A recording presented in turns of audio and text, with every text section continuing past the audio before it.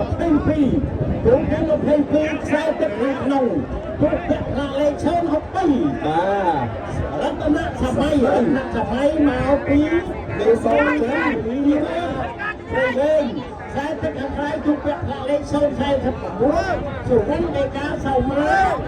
ទេវីអង្គរពុទ្ធបាទហើយទៅតាមខ្លួនទឹកទឹកវិទ្យាចុងអូណាសុវណ្ណទេកា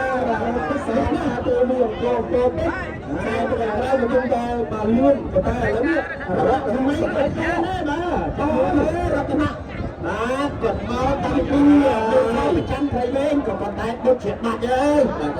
ទៅខាងក្រៅមានឯកស្ថានភាពទឹកទឹកផលិតទៅចុងចង្វាពោធិ៍សោគឺសកម្មភាពការបាទ